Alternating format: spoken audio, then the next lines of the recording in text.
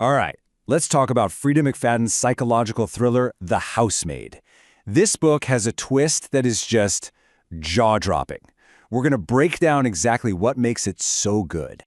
So the book kicks off with this line right here. If I leave this house, it will be in handcuffs. I mean, talk about starting with a bang. It's from the prologue, spoken by someone locked in an attic. You're immediately hooked, right? Who is this person, and what on earth did they do?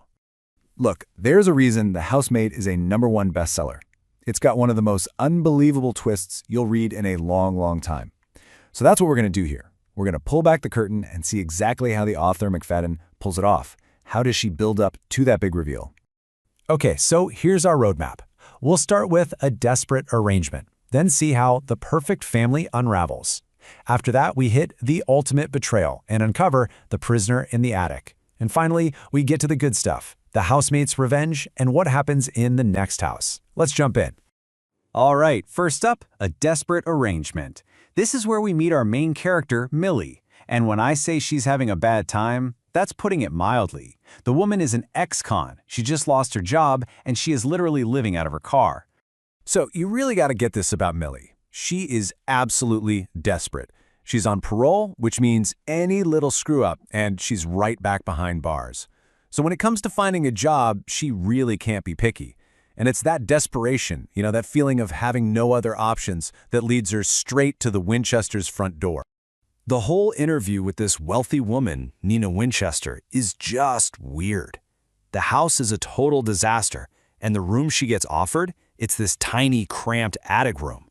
And get this, the window is painted shut. I mean, red flags are going up everywhere.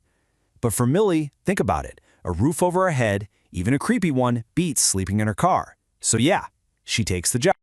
Okay, so Millie moves in, ready to start her new job. But that whole perfect rich family vibe? Yeah, that falls apart pretty much the second she walks through the door. And this is where the setup gets really clever. You got this huge contrast between the husband and wife. On one side, you have Nina. She's just awful to Millie. Erratic, demanding, makes huge messes on purpose, total nightmare. But then there's Andrew, the husband. He's charming, he's kind, he's always the one apologizing for Nina. The story is clearly pointing you in one direction, right? It's screaming, Nina is the bad guy. And what's happening to Millie, from her perspective, is classic gaslighting. Nina will do things like with the whole peanut butter allergy scare for her daughter Cecilia, and then completely deny it ever happened. She's making Millie feel like she's going crazy, questioning her own sanity. And who's there to comfort her? The good guy, Andrew. It's a perfect trap. So at this point, we're maybe halfway in. We're pretty sure we've got it all figured out.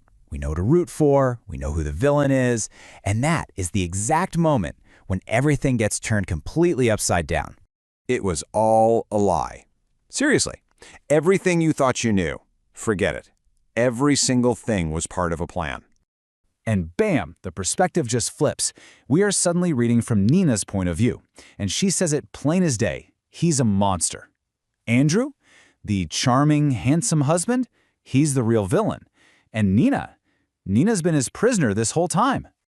Now we're seeing the horrifying reality of Nina's marriage. We're seeing it all through her eyes. And that tiny attic room, the one Millie thought was just a crummy bedroom, for Nina, that room was a prison. It was where Andrew tortured her. And look at how it all started. Just 4 months after they got married, he locks her in that attic for the first time because she missed a hair appointment. A hair appointment. From there, it just gets worse. He has her put in a psychiatric hospital, framing her for a murder-suicide attempt so no one would ever believe her. He made sure everyone thought she was the crazy one.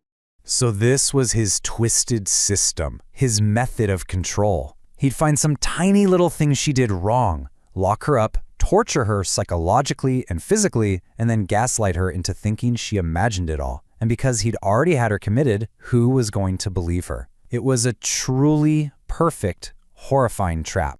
And that brings us to Nina's incredible plan. All that crazy, erratic behavior towards Millie, it was all an act. She wasn't trying to scare Millie off. She was trying to push her towards Andrew, to make him trust her.